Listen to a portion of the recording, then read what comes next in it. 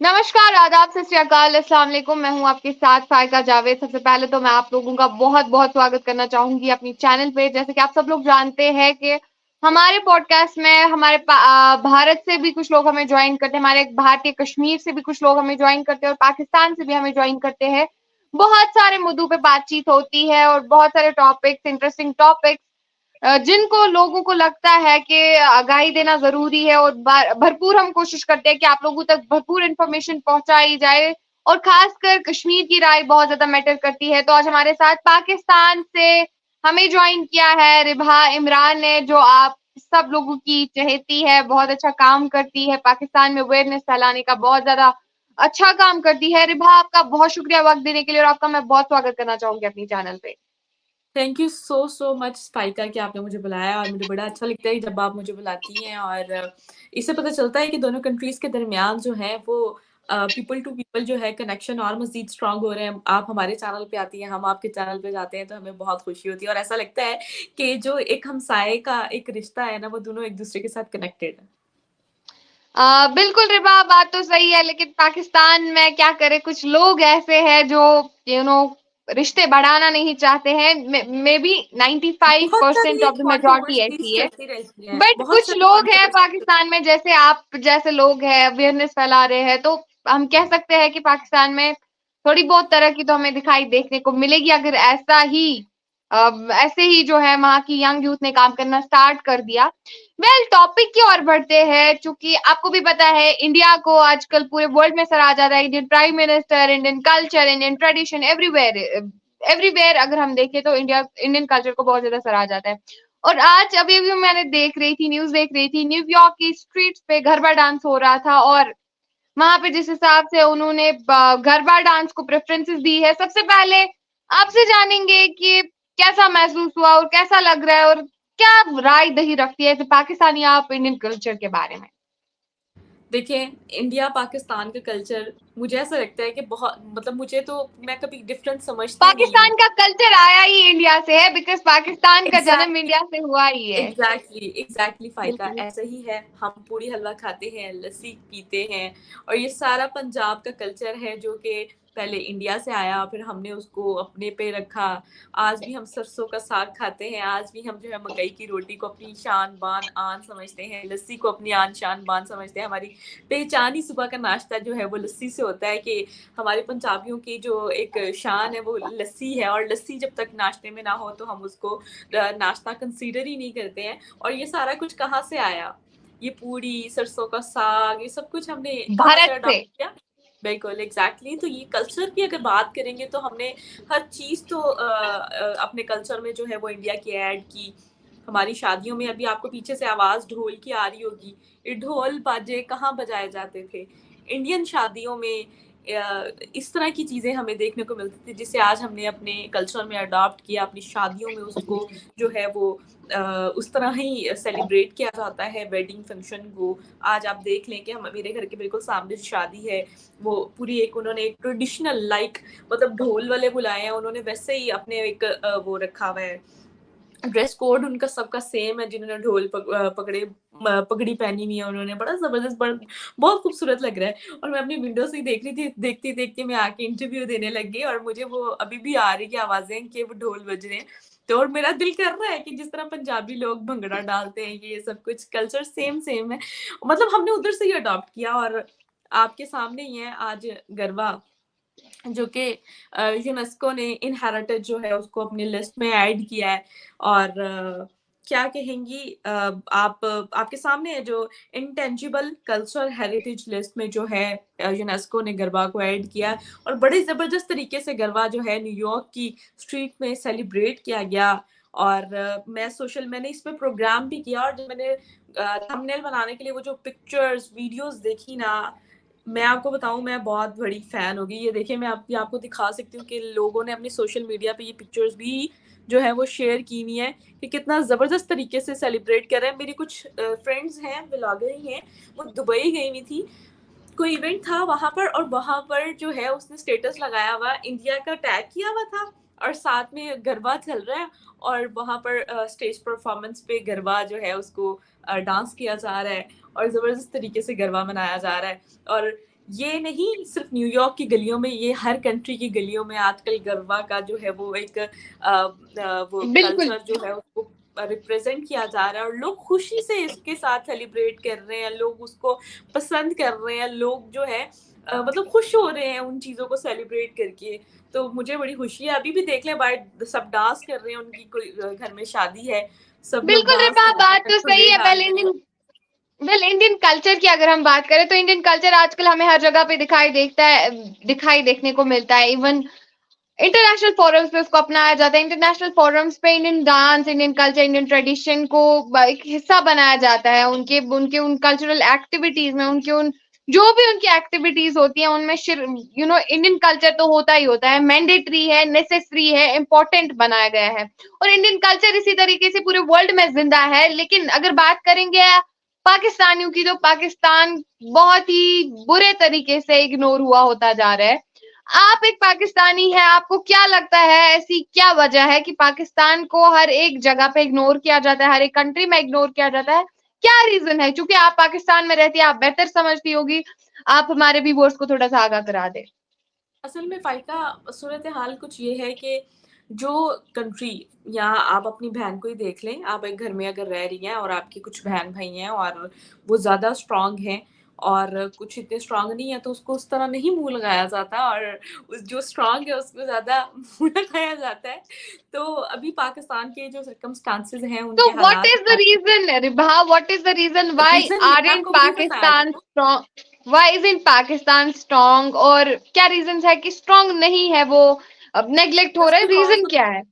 Just because of कि हमारे मुल्क की इकॉनमी बेहतर नहीं है, खसारे में जा रही है, बैंकरप्ट होने की कगार पे था, आपने देखे ही, और बहुत सारी चीज़ें मेस में हैं, गुर्बत बढ़ती जा रही है, महंगाई बढ़ती जा रही है, लोग जो हैं वो उस तरह अपनी अ, वो कहते हैं ना कि दाल रोटी को पूरा करना इत्थे औखा होया है, तो वही हिसाब यहाँ पर चल रहा है। और देखें, अभी जो पाकिस्तान की सूरत हाल है, हमें मिलकर एफर्ट करनी चाहिए अपने कंट्री के लिए, और हमें भी अपने मुल्क की इकॉनमी को जब बेहतर करेंगे और हम चीज़ों को बेहतरी मतलब रिप्रेजेंट अच्छे तरीके से करेंगे। अब देखिए, हमने आईएमएफ से लोन लिए हुए, इतनी जगहों से तो हमने लोन लिए हुए, तो कोई अगर हम एग्जाम्पल के तौर पे मैं अगर किसी से उधार लेती हूँ और उसको उधार को मैं नहीं वापस कर पाती, उल्टा और उधार ले लेती, तो वो तो मुझे मैं उसके अलावा भी कहीं और से उधार लेने चले जाती हूँ, या किसी से मिलने भी चली जाती हूँ, और सबको पता है सोसाइटी में कि यार इसने इससे पैसे लिए और इसको वापस नहीं कर रहा, या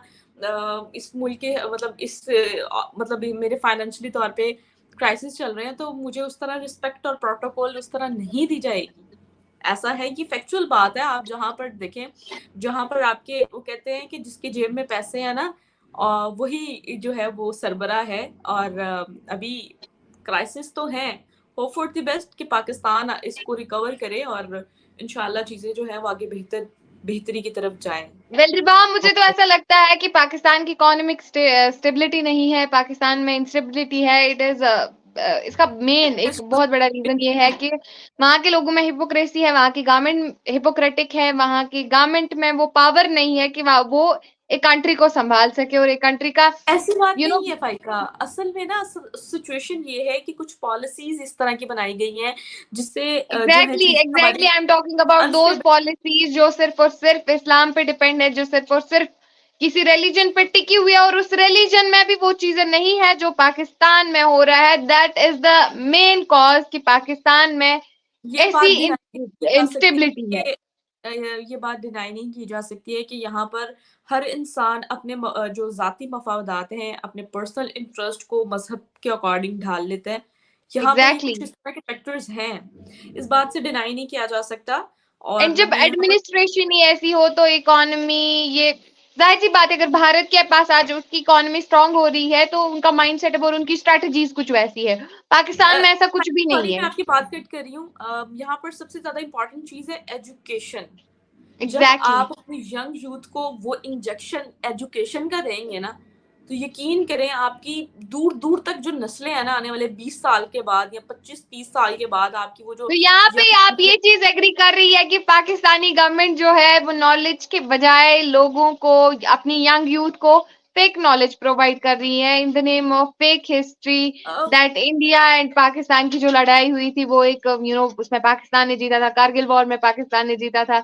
बहुत सारी फेक हिस्ट्री सिर्फ और सिर्फ इंडिया के नाम पे पढ़ाई जाती है, तो इस बात से आप एग्री कर रही है? यार फाइका पता है बेसिकली मैं खुद मुतालिया पाकिस्तान पढ़ा है ऑब्वियसली। तब मुझे चीज़ों का नहीं पता, तब मुझे पता भी नहीं था कि मैंने आखिर ये इस फील्ड को परस्यू करना है। तब मैं 9th-10th में थी तो मैंने मुतालिया पाकिस्तान पढ़ा। तब तो चीज़ें ऊपर से जाती थी और समझ एक ही कॉन्सेप्ट था यार, ये दुश्मन है, ये ऐसे है, ये वैसे है, और इस तरह की चीज़ें जो है हमने पढ़ी हैं। कुछ चीज़ें समहाउ चेंज करने की ज़रूरत भी है, हमारे अपनी टेक्स्ट बुक्स को उसमें चीज़ों को बेहतरी करने की ज़रूरत भी है। और अब मैं मेरे छोटे छोटे कजन्स हैं, मेरी खाला के बच्चे हैं, मौसी के बच्चे हैं, उनको स्कूल डाला है बहुत अच्छे LGS के, वो रिकॉग्नाइज है लंदन के स्कूल, ऑक्सफोर्ड स्कूल्स के साथ। तो LGS नाम है, ये बड़ा अच्छा यहाँ पर यहाँ की यानी कि जितने भी सिलेबस है ना वो बाहर का सिलेबस है। तो जब मैं उनकी बुक्स देख रही होती हूँ ना तो मैं कहती हूँ कि यार अगर आप थोड़ा से अच्छी फीस अफोर्ड करने वाले बन जाओ ना तो आप अपने बच्चों को अच्छी एजुकेशन दे सकते हो। लेकिन ऑब्वियसली हर इंसान एक अपने हालात में इतना खराब हो चुका है या चल रहे हैं, इतने क्राइसिस फेस करने और पड़े हैं, वो भी कोई जब भी पाकिस्तान की अफोर्ड बात नहीं हो। कर सकता, बिल्कुल। वो एजुकेशन नहीं अफोर्ड कर सकता, तो उनको गवर्नमेंट स्कूल में जाना पड़ता है। फिर बोर्ड के एग्जाम्स में बहुत सारी चीज़ें हैं जहाँ पर हमें चीज़ें जो हैं वो एक बेहतरी की तरफ लेके जाने की ज़रूरत है। मैं बस यही कहूँगी कि हमें एजुकेशन पे तवज्जो देने की अच्छा, ज़रूरत है जब अगर हम इतना अपनी सब कंट्री कुछ, को ग्रो करना चाहते अच्छा हैं। रिभा आपसे एक और सवाल है, जब इतना सब कुछ इंडिया के बारे में या फिर इंडियन कल्चर को इम्पोर्टेंस दी जाती है इंटरनेशनल कंट्रीज में, इंटरनेशनल फोरम्स पे उनको मैंडेटरी बनाया जाता है, फिर हमारे प्राइम मिनिस्टर को सराहा जाता है, तो लोगों का क्या रिएक्शन रहता है? पाकिस्तानी लोग किस हिसाब से उसको देखते हैं? क्या कुछ Somehow, कहना होता है? देखिए देखिए यहाँ पर जो वेल एजुकेटेड लोग हैं ना फाइका, वो तो बहुत अच्छे से मैनेज कर लेते हैं, उनको पता होता है। मैं जब 2000 मैं सच बात बताऊंगी आपको, मैं 2019 में जब मैं फील्ड में आई थी, ठीक है, 2019 नहीं सॉरी 2020 में जब मैंने अपना चैनल का आगाज किया तो मैंने देखा बहुत से लोग थे जिनको इतनी एजुकेशन नहीं थी, इतनी अवेयरनेस नहीं थी। लेकिन अब मैं जब अब तो मैं खैर साल हो गया रिव्यूज नहीं लेती, लोगों से इंटरेक्शन मेरी कम ही होती है, मैं पॉडकास्ट पे जो शिफ्ट हो गई हूँ। तो जितने भी मैंने एक्सपीरियंसेस देखे हैं फाइका, लिटरली मैं अब देख रही हूँ कि बहुत सारी चीज़ें चेंजिंग की तरफ जा रही हैं। यूथ जो पढ़ लिख जा रही है उनको पता है कि प्राइम मिनिस्टर नरेंद्र मोदी ने अपनी कंट्री के लिए क्या किया, इंडिया हम्म। में कौन सी ऐसी पॉलिसीज बनाई जा रही हैं जो उनकी कंट्री को बहुत ज्यादा आगे लेके जा रही हैं। सो रिवॉल्ट की तरफ तो चीजों को बेहतरी की तरफ तो हम लेके जा रहे हैं, लेकिन बात यह हम्म। है कि अभी भी ऑब्वियसली हम इस तरह के लोग जो हैं 5% होंगे, 10% होंगे, लेकिन बाकी चीजें तो बेहतरी की तरफ लेके जाने के लिए हमें टाइम चाहिए और education is the key of success. तो जब तक एजुकेशन नहीं हम अडॉप्ट करेंगे तब तक हम कुछ नहीं कर पाएंगे। बिल्कुल रिभा, ये बात तो सही है कि जब तक पाकिस्तान में एजुकेशन नहीं आएगी, नॉलेज नहीं आएगी, तब तक कुछ भी ठीक नहीं होगा। तब तक वही अनरियलिस्टिक चीजों पे, वही फैंटेसी में लोग वहां पे जिएंगे और हमारी मीडिया को, इंटरनेशनल मीडिया को गोदी मीडिया बोलते रहेंगे और भारत को अपना दुश्मन मानते रहेंगे। वेल, वो भारत को दुश्मन माने या ना माने, उस चीज से हमें कोई भी फर्क नहीं पड़ता है, क्योंकि हम रियलिटी पे और हम प्रैक्टिकलिटी पे और हम स्ट्रेटजीज पे भरोसा करते हैं, हम मेहनत पे भरोसा करते हैं, डेडिकेशन पे भरोसा करते हैं। हम ये नहीं बोलते कि हम घर पे अंदर बैठेंगे और अल्लाह ताला देगा छप्पड़ फाड़ के, वहां से एक सुरंग होगा, सुरंग से निकलेगा और सुरंग मेहनत के बगैर ही मैं सब कुछ सॉरी होगा। भाई हमारी का आपकी बात कट कर रही हूँ। अल्लाह मियाँ तो देगा, लेकिन अल्लाह मियाँ ने ये भी कहा है कि बेटा आप जाकर मेहनत करो, मेहनत करो, मेहनत करके एग्जैक्टली। ही आपको कुछ मिलेगा। उसके रिजल्ट, उसके कॉन्सिक्वेंसेस आपकी मेहनत के, उस पर फोकस ना करो, सिर्फ मेहनत करो। हम बिल्कुल बात ये है कि हम सिर्फ कहते हैं कि रिजल्ट्स मिले हमारी, बिना मेहनत के हमें मिले, बिल्कुल बिल्कुल कॉन्सिक्वेंसेस रिबा, हमें ये बात तो बिल्कुल पॉजिटिव सही मिले, है। तो सिर्फ और सिर्फ अपने जो है वो बिना मेहनत के मिले। तो फिर इस तरह की सोसाइटी है कि अगर माइंड सेट होगा तो फिर वो कैसे परवान चढ़ेगी। मैं यहाँ पर देखिए जो फैक्चुअल बातें हैं ना मैं उस पर जरूर पॉइंट आउट करूंगी, मैं उस पर हक पे खड़ी रहूंगी। और यहाँ पर एजुकेशन बहुत जरूरी है, एजुकेट करें अपने बच्चों को ताकि आपकी आने वाली नस्लें जो हैं वो परवान चढ़ सकें और आपकी आने वाली जो सिनेरियोज हम देख रहे हैं लड़कियों की एजुकेशन पर बहुत तवज्जो देनी चाहिए, खास तौर पे लड़कियों की एजुकेशन पे तवज्जो देनी चाहिए। एग्जैक्टली, तो वुमेन एम्पावरमेंट बहुत ज्यादा जरूरी है। और बहुत जरूरी है। क्या मतलब यूथ Exactly. एम्पावरमेंट पे भी वहां पे बहुत ज्यादा काम करने की जरूरत है। खैर, जितने भी वहां पे लोग, आप जैसे यूट्यूबर, सोशल एक्टिविस्ट आए हैं, आई होप तो कि वो लोग अपने मकसदों में Exactly. कामयाब हो जाए। वैसे सफर तो बहुत दूर है, चूंकि बहुत जाहिल गवर्नमेंट है, लेकिन हम hope for the best. And हम भी बदनसीब दुआ तो वो करेंगे हैं कि जो घर से निकले ही नहीं, फाइका। बदनसीब तो वो बिल्कुल हैं जो घर से निकले ही नहीं। बिल्कुल मंजिल बिल्कुल तो मिल ही बिल्कुल। जाएगी, लेकिन थोड़ी स्ट्रगल के बाद, मेहनत के बाद एग्जैक्टली मंजिल उनको नहीं एग्जैक्टली मिलती है। मंजिल तो उनको नहीं मिलती जो घर से निकले ही नहीं। एग्जैक्टली भटक बहुत भटक के वाह, मंजिल मिल ही शायराना जाएगी। अंदाज में आपने समझाया। हम भी दुआ करेंगे। वेल, लेकिन गवर्नमेंट का क्या ही कुछ कर सकते हैं। आपकी गवर्नमेंट कुछ अपनी मेंटालिटी, अपने जितने भी स्ट्रैटेजीज है वो चेंज करनी होगी, तभी जाके पाकिस्तान भी मैं भी बदलाव आ सकता है। और एक बार फिर से कहना चाहूंगी अपने इंडियन फैंस को, अपने इंडियंस को, अपने भारतवासियों को, कि एक बार फिर से सीना चौड़ा हो जाता है जब हमारे भारत के कल्चर को इंटरनेशनल फोरम्स पे, इंटरनेशनल कंट्रीज में अहमियत दी जाती है। और बहुत खुशी महसूस होती है, प्राउड महसूस होता है।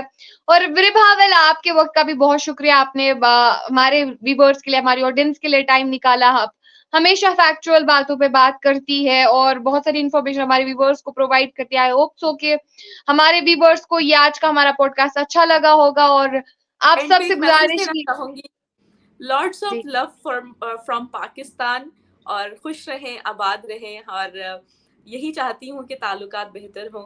और इसी के साथ दें हमें इजाजत। Thank you so much. Faika के चैनल को भी सब्सक्राइब करना मत भूलिएगा। Thank you.